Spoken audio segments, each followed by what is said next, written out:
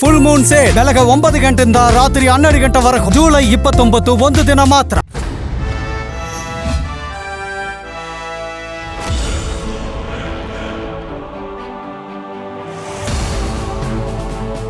ನಮಸ್ಕಾರ. Job circle ಇದು ಕೆಲಸದ ಸಮಯ ವಿಶೇಷ ಕಾರ್ಯಕ್ರಮಕ್ಕೆ ಸ್ವಾಗತ. ನಾನು ದಿವ್ಯಶ್ರೀ ದಾಸ್. ಪ್ರತಿ ವಾರ ಎಲ್ಲೆಲ್ಲಿ ಯಾವ ಉದ್ಯೋಗ ಇದೆ, ಯಾವ ವಯೋಮಾನದವರಿಗೆ ಎಂತಹ ಕೆಲಸ ಸಿಗಲಿದೆ, ಏನು ಕಲಿತವರಿಗೆ ಯಾವ ರೀತಿಯ ಉದ್ಯೋಗ ಮೀಸಲಿದೆ ಅನ್ನೋ ಮಾಹಿತಿಯನ್ನ ನಾವು ನಿಮಗೆ ತಿಳಿಸಿಕೊಡ್ತೇವೆ. ಅದೇ ರೀತಿ ಈ ವಾರ ಎಲ್ಲಿ ಯಾವ ಜಾಬ್ ಇದೆ ಅಂತ ತಿಳಿಯೋಣ ಇವತ್ತಿನ ಜಾಬ್ ಸರ್ಕಲ್ ವಿಶೇಷ ಕಾರ್ಯಕ್ರಮದಲ್ಲಿ.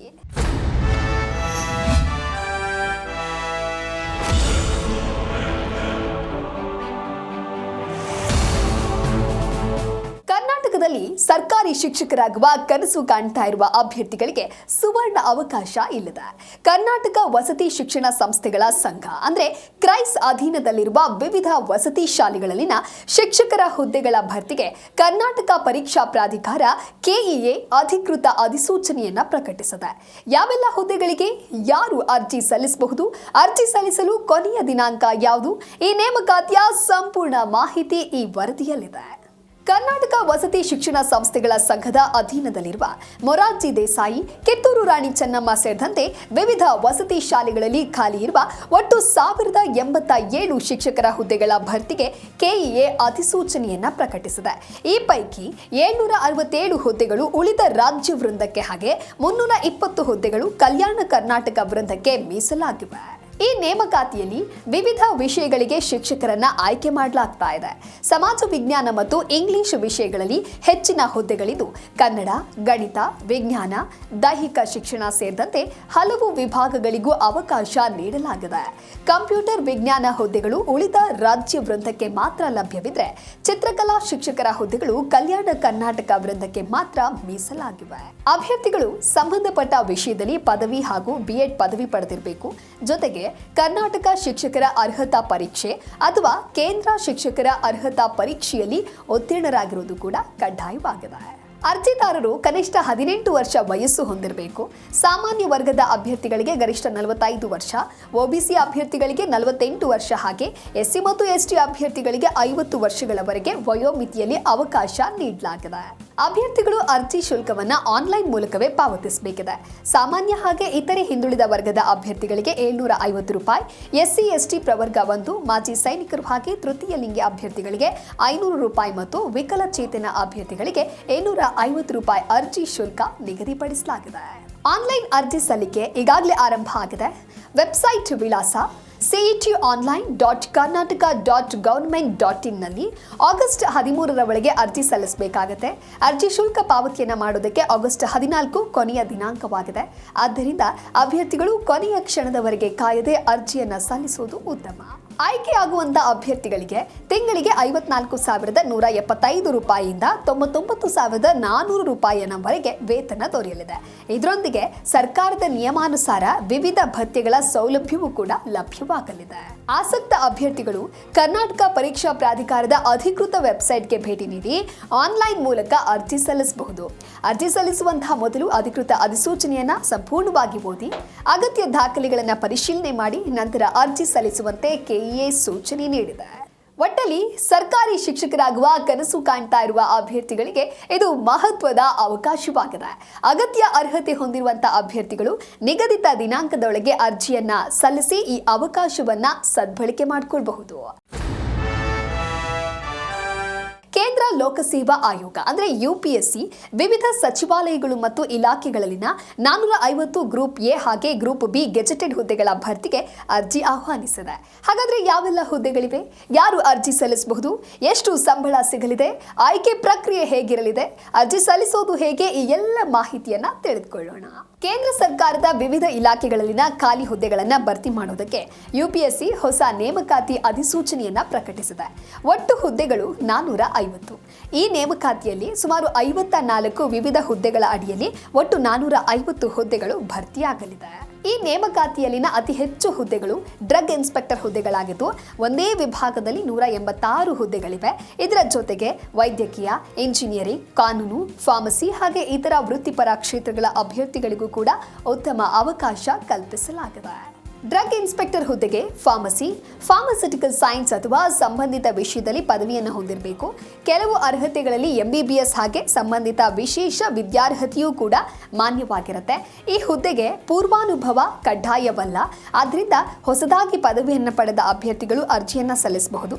ಸ್ಪೆಷಲಿಸ್ಟ್ ಹುದ್ದೆಗಳಿಗೆ MBBS ಜೊತೆಗೆ ಸಂಬಂಧಪಟ್ಟಂತ ವಿಭಾಗದಲ್ಲಿ MD, MS ಅಥವಾ DNB ಸ್ನಾತಕೋತ್ತರ ಪದವಿ ಕೂಡ ಅಗತ್ಯವಾಗಿದೆ. ಇಂಜಿನಿಯರಿಂಗ್ ಹುದ್ದೆಗಳಿಗೆ ಸಂಬಂಧಿತ ವಿಭಾಗದಲ್ಲಿ BE ಅಥವಾ BTech ಪದವಿ ಕಡ್ಡಾಯವಾಗಿದೆ. ವಯೋಮಿತಿ ಹುದ್ದೆಗೆ ಅನುಗುಣವಾಗಿ ಬದಲಾಗುತ್ತೆ. ಕೆಲವು ಹುದ್ದೆಗಳಿಗೆ 30 ವರ್ಷ, ಇನ್ನು ಕೆಲವು ಹುದ್ದೆಗಳಿಗೆ 35ರಿಂದ 40 ಹಾಗೆ 50 ವರ್ಷದವರೆಗೂ ಕೂಡ ಅರ್ಜಿಯನ್ನು ಸಲ್ಲಿಕೆ ಮಾಡೋದಕ್ಕೆ ಅವಕಾಶವನ್ನ ನೀಡಲಾಗಿದೆ.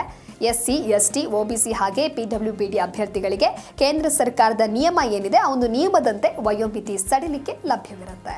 ಗ್ರೂಪ್ B ಹುದ್ದೆಗಳಿಗೆ 7ನೇ ವೇತನ ಆಯೋಗದ ಲೆವೆಲ್ 7 ಪ್ರಕಾರ ತಿಂಗಳಿಗೆ 47,600 ರೂಪಾಯಿಯಿಂದ 1,51,100 ರೂಪಾಯಿನವರೆಗೆ ಮೂಲ ವೇತನ ದೊರೆಯಲಿದೆ.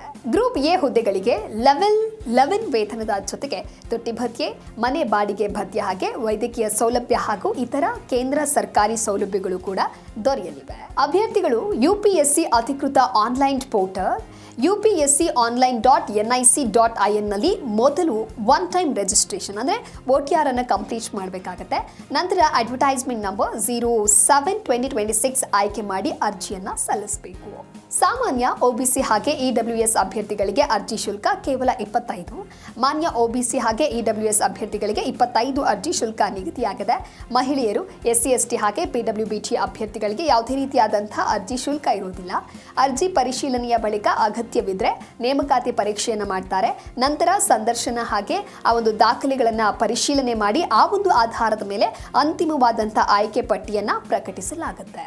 ಫಾರ್ಮಸಿ, ವೈದ್ಯಕೀಯ, ಎಂಜಿನಿಯರಿಂಗ್ ಅಥವಾ ಇತರ ವೃತ್ತಿಪರ ಪದವಿ ಪಡೆದಿರುವ ಅಭ್ಯರ್ಥಿಗಳಿಗೆ ಇದು ಉತ್ತಮ ಕೇಂದ್ರ ಸರ್ಕಾರಿ ಉದ್ಯೋಗದ ಅವಕಾಶವಾಗಿದೆ.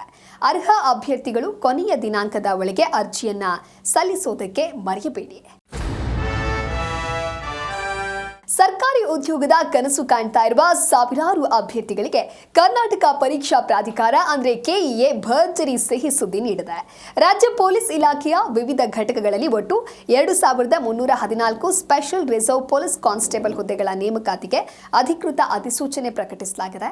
PUC ಪಾಸ್ ಆಗಿದ್ರೆ ಈ ನೇಮಕಾತಿಗೆ ಅರ್ಜಿಯನ್ನು ಸಲ್ಲಿಕೆ ಮಾಡೋದಕ್ಕೆ ಅವಕಾಶ ನಿಮ್ಮದಾಗತ್ತೆ. ಹಾಗಾದ್ರೆ ಯಾವ ಹುದ್ದೆಗಳು, ಯಾರು ಅರ್ಜಿ ಸಲ್ಲಿಸಬಹುದು, ಆಯ್ಕೆ ಪ್ರಕ್ರಿಯೆ ಹೇಗಿರಲಿದೆ, ವೇತನ ಎಷ್ಟು, ಪ್ರಮುಖ ದಿನಾಂಕಗಳು ಯಾವುದು, ಈ ಎಲ್ಲ ಮಾಹಿತಿಯನ್ನ ತಿಳಿದುಕೊಳ್ಳೋಣ ಬನ್ನಿ. ಕರ್ನಾಟಕ ಪರೀಕ್ಷಾ ಪ್ರಾಧಿಕಾರ KEA 2026ನೇ ಸಾಲಿನ ಪೊಲೀಸ್ ನೇಮಕಾತಿ ಅಧಿಸೂಚನೆಯನ್ನು ಪ್ರಕಟ ಮಾಡಿದೆ. ಒಟ್ಟು 2,314 ಪೊಲೀಸ್ ಕಾನ್ಸ್ಟೇಬಲ್ ಹುದ್ದೆಗಳ ಭರ್ತಿಗೆ ಅರ್ಜಿ ಆಹ್ವಾನಿಸಲಾಗಿದೆ. PUC ಪಾಸ್ ವಿದ್ಯಾರ್ಹತೆ ಹೊಂದಿರುವಂತಹ ಅರ್ಹ ಅಭ್ಯರ್ಥಿಗಳು ಈ ಒಂದು ನೇಮಕಾತಿಗೆ ಅರ್ಜಿಯನ್ನು ಸಲ್ಲಿಸಬಹುದು. ಇದು ಪೊಲೀಸ್ ಇಲಾಖೆಯಲ್ಲಿ ಸರ್ಕಾರಿ ಉದ್ಯೋಗ ಪಡೆಯೋದಕ್ಕೆ ಉತ್ತಮವಾದಂತಹ ಅವಕಾಶವಾಗಿದೆ. ಈ ನೇಮಕಾತಿಯನ್ನ ಕರ್ನಾಟಕ ಪರೀಕ್ಷಾ ಪ್ರಾಧಿಕಾರವು ಪೊಲೀಸ್ ಇಲಾಖೆಯ ಸಹಯೋಗದಲ್ಲಿ ನಡೆಸ್ತಾ ಇದೆ. ಈ ನೇಮಕಾತಿಯ ಮೂಲಕ 3 ಪ್ರಮುಖ ಪೊಲೀಸ್ ಘಟಕ ಕಾನ್ಸ್ಟೇಬಲ್ಗಳನ್ನು ಆಯ್ಕೆ ಮಾಡಲಾಗುತ್ತೆ. ಅವುಗಳಲ್ಲಿ ಕರ್ನಾಟಕ ರಾಜ್ಯ ಮೀಸಲು ಪೊಲೀಸ್ ಪಡೆ ಅಥವಾ KSRP ಅಂತ ಏನು ಕರಿತೀವಿ ಅದೊಂದು ಪೋಸ್ಟ್ ಆಗಿದೆ. ಹಾಗೆ ಕರ್ನಾಟಕ ರಾಜ್ಯ ಕೈಗಾರಿಕಾ ಭದ್ರತಾ ಪಡೆ ಅಥವಾ KSISF ಹಾಗೂ ಇನ್ಫ್ಯಾಂಟ್ರಿ ರಿಸರ್ವ್ ಬಟಾಲಿಯನ್ ಅಂದರೆ IRBಯು ಕೂಡ ಸೇರಿದೆ. ಒಟ್ಟು 2,314 ಹುದ್ದೆಗಳ ಪೈಕಿ 1,455 ಹುದ್ದೆಗಳು ಉಳಿಕೆ ಮೂಲ ವೃಂದಕ್ಕೆ ಮೀಸಲಾಗಿದೆ. 859 ಹುದ್ದೆಗಳು ಕಲ್ಯಾಣ ಕರ್ನಾಟಕ ವೃಂದದಲ್ಲಿ ಭರ್ತಿಯಾಗಲಿವೆ. ಈ ನೇಮಕಾತಿ ರಾಜ್ಯದ ಈ ವರ್ಷದ ಪ್ರಮುಖ ಪೊಲೀಸ್ ನೇಮಕಾತಿಗಳಲ್ಲಿ ಒಂದಾಗಿದೆ. ಈ ಹುದ್ದೆಗಳಿಗೆ ಅರ್ಜಿ ಸಲ್ಲಿಕೆ ಮಾಡೋದಕ್ಕೆ ಅಭ್ಯರ್ಥಿಗಳು ದ್ವಿತೀಯ PUC ಅಥವಾ ತತ್ಸಮಾನ ವಿದ್ಯಾರ್ಹತೆಯನ್ನು ಹೊಂದಿರಬೇಕಾಗತ್ತೆ. ಯಾವುದೇ ಮಾನ್ಯ ಶಿಕ್ಷಣ ಮಂಡಳಿಯಿಂದ ಪಾಸ್ ಆಗಿದ್ರೂ ಕೂಡ ಅರ್ಜಿಯನ್ನು ಸಲ್ಲಿಕೆ ಮಾಡಬಹುದು. ಅಭ್ಯರ್ಥಿಗಳ ಕನಿಷ್ಠ ವಯಸ್ಸು 18 ವರ್ಷ ಹಾಗೆ ಗರಿಷ್ಠ 33 ವರ್ಷ ನಿಗದಿಪಡಿಸಲಾಗಿದೆ. ಪರಿಶಿಷ್ಟ ಜಾತಿ, ಪರಿಶಿಷ್ಟ ಪಂಗಡ ಹಾಗೆ ಇತರೆ ಮೀಸಲಾತಿ ವರ್ಗಗಳಿಗೆ ಸರ್ಕಾರದ ನಿಯಮಾನುಸಾರ ವಯೋಮಿತಿಯನ್ನು ಸಡಿಲಿಕೆ ಮಾಡಲಾಗುತ್ತೆ. ಇದು 100 ಅಂಕಗಳ OMR ಆಧಾರಿತ ವಸ್ತುನಿಷ್ಠ ಪರೀಕ್ಷೆಯಾಗಿರುತ್ತೆ. ಪ್ರತಿ ತಪ್ಪು ಉತ್ತರಕ್ಕೆ 0.25 ನೆಗೆಟಿವ್ ಮಾರ್ಕ್ಸ್ ಇರೋದ್ರಿಂದ ಅಭ್ಯರ್ಥಿಗಳು ಎಚ್ಚರಿಕೆಯಿಂದ ಉತ್ತರವನ್ನು ನೀಡಬೇಕು. ಲಿಖಿತ ಪರೀಕ್ಷೆಯಲ್ಲಿ ಅರ್ಹತೆಯನ್ನು ಪಡೆದ ಅಭ್ಯರ್ಥಿಗಳನ್ನಷ್ಟೇ ಮುಂದಿನ ಹಂತಗಳಿಗೆ ಕರೆಯಲಾಗುತ್ತೆ. ಎರಡನೇ ಹಂತ ಫಿಸಿಕಲ್ ಸ್ಟ್ಯಾಂಡರ್ಡ್ ಟೆಸ್ಟ್ ಅಥವಾ PST ಆಗಿದ್ದು ಅಭ್ಯರ್ಥಿಗಳ ಎತ್ತರ, ಎದೆ ಸುತ್ತಳತೆ ಸೇರಿದಂತೆ ದೈಹಿಕ ಮಾನದಂಡಗಳನ್ನು ಪರಿಶೀಲಿಸಲಾಗುತ್ತೆ. ಇನ್ನು ಮೂರನೇ ಹಂತ ಯಾವುದು ಅಂತ ಹೇಳಿ ನೋಡ್ತಾ ಹೋಗೋದಾದ್ರೆ ಫಿಸಿಕಲ್ ಎಂಡ್ಯೂರೆನ್ಸ್ ಟೆಸ್ಟ್ ಅಥವಾ PET ಆಗಿರುತ್ತೆ. ಈ ಪರೀಕ್ಷೆಯಲ್ಲಿ ಓಟ, ಲಾಂಗ್ ಜಂಪ್, ಹೈ ಜಂಪ್ ಹಾಗೆ ಶಾರ್ಟ್ ಪುಟ್ ಸೇರಿದಂತೆ ವಿವಿಧ ದೈಹಿಕ ಸಾಮರ್ಥ್ಯ ಪರೀಕ್ಷೆಗಳನ್ನು ನಡೆಸಲಾಗುತ್ತೆ. ಎಲ್ಲಾ ಹಂತಗಳಲ್ಲಿ ಅರ್ಹತೆ ಪಡೆದ ಅಭ್ಯರ್ಥಿಗಳಿಗೆ ವೈದ್ಯಕೀಯ ಪರೀಕ್ಷೆಯನ್ನು ನಡೆಸಿ ಅಂತಿಮವಾದಂಥ ಆಯ್ಕೆ ಪಟ್ಟಿಯನ್ನು ಪ್ರಕಟಿಸಲಾಗುತ್ತೆ. ಆಯ್ಕೆಯಾದ ಅಭ್ಯರ್ಥಿಗಳಿಗೆ ತಿಂಗಳಿಗೆ 37,500 ರೂಪಾಯಿಯಿಂದ 76,100 ರೂಪಾಯಿನವರೆಗೆ ವೇತನ ದೊರೆಯಲಿದೆ. ಇದರ ಜೊತೆಗೆ ಸರ್ಕಾರದ ನಿಯಮಾನುಸಾರ ತುಟ್ಟಿ ಭತ್ಯೆ, ಮನೆ ಬಾಡಿಗೆ ಭತ್ಯೆ ಸೇರಿದಂತೆ ಇತರೆ ಸೌಲಭ್ಯಗಳು ಕೂಡ ಲಭ್ಯವಾಗಲಿವೆ. ಅರ್ಜಿ ಸಲ್ಲಿಕೆ ಪ್ರಕ್ರಿಯೆ ಜುಲೈ 13, 2026ರಿಂದ ಆರಂಭ ಆಗಿದ್ದು, ಅರ್ಜಿಯನ್ನು ಸಲ್ಲಿಸೋದಕ್ಕೆ ಕೊನೆಯ ದಿನಾಂಕ ಆಗಸ್ಟ್ 10, 2026 ಆಗಿದೆ. ಜನರಲ್ ಮತ್ತು ಒಬಿಸಿ ಅಭ್ಯರ್ಥಿಗಳಿಗೆ 750, ಹಾಗೆ SC, ST ಮತ್ತು ಕ್ಯಾಟಗರಿ 1 ಅಭ್ಯರ್ಥಿಗಳಿಗೆ 500 ನಿಗದಿಪಡಿಸಲಾಗಿದೆ. ಅರ್ಹ ಅಭ್ಯರ್ಥಿಗಳು ಕೊನೆಯ ದಿನಾಂಕಕ್ಕೂ ಮೊದಲೇ ಅರ್ಜಿಯನ್ನು ಸಲ್ಲಿಕೆ ಮಾಡಿ. ಜನರಲ್ ಮತ್ತು ಒಬಿಸಿ ಅಭ್ಯರ್ಥಿಗಳಿಗೆ 750 ರೂಪಾಯಿ, ಹಾಗೆ SC, ST ಮತ್ತು ಕ್ಯಾಟಗರಿ 1 ಅಭ್ಯರ್ಥಿಗಳಿಗೆ ರೂಪಾಯಿ 500 ನಿಗದಿಪಡಿಸಲಾಗಿದೆ. ಅಭ್ಯರ್ಥಿಗಳು ಕೆಇಎ ಅಧಿಕೃತ ವೆಬ್ಸೈಟ್ cet.online.karnataka.government.in ನಲ್ಲಿ ಹೊಸದಾಗಿ ನೋಂದಣಿ ಮಾಡಿಕೊಂಡು ಆನ್ಲೈನ್ ಮೂಲಕ ಅರ್ಜಿ ಸಲ್ಲಿಸಬೇಕು.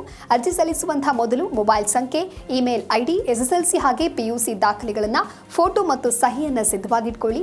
ಅಧಿಕೃತ ಅಧಿಸೂಚನೆಯನ್ನು ಸಂಪೂರ್ಣವಾಗಿ ಓದಿದ ನಂತರ ಅರ್ಜಿಯನ್ನು ಸಲ್ಲಿಸಿ. ಒಟ್ಟಾರೆ ಸರ್ಕಾರಿ ಸೇವೆ ಸಲ್ಲಿಸುವ ಕನಸು ಹೊಂದಿರುವ ಅಭ್ಯರ್ಥಿಗಳಿಗೆ ಇದು ಉತ್ತಮ ಅವಕಾಶವಾಗಿದೆ. ಅರ್ಹ ಅಭ್ಯರ್ಥಿಗಳು ಕೊನೆಯ ದಿನದವರೆಗೆ ಕಾಯ್ದೆ ಆದಷ್ಟು ಬೇಗ ಅರ್ಜಿ ಸಲ್ಲಿಕೆಯನ್ನು ಮಾಡಿ ಪರೀಕ್ಷೆಗೆ ಎಂದಿನಿಂದಲೇ ಸಿದ್ಧತೆಯನ್ನು ಆರಂಭಿಸಿ. ಈ ಮಾಹಿತಿ ಉಪಯುಕ್ತವಾಗಿದ್ದರೆ ನಿಮ್ಮ ಸ್ನೇಹಿತರು ಹಾಗೆ ಉದ್ಯೋಗಾಕಾಂಕ್ಷಿಗಳಿಗೆ ತಪ್ಪದೇ ಹಂಚಿಕೊಳ್ಳಿ. ಇಂತಹ ಮತ್ತಷ್ಟು ಹೊಸ ಸರ್ಕಾರಿ ಉದ್ಯೋಗದ ಮಾಹಿತಿ, ನೇಮಕಾತಿ ಅಪ್ಡೇಟ್ಸ್ ಮತ್ತು ಪರೀಕ್ಷಾ ಸುದ್ದಿಗಳೊಂದಿಗೆ ಮುಂದಿನ ಎಪಿಸೋಡ್ನಲ್ಲಿ ಮತ್ತೆ ಭೇಟಿಯಾಗ್ತೇವೆ. ಅಲ್ಲಿವರೆಗೂ ನೋಡ್ತಾ ಇರಿ ಜಿ ಕನ್ನಡ ನ್ಯೂಸ್, ಸತ್ಯವೇ ಸುದ್ದಿಯ ಜೀವಾಳ.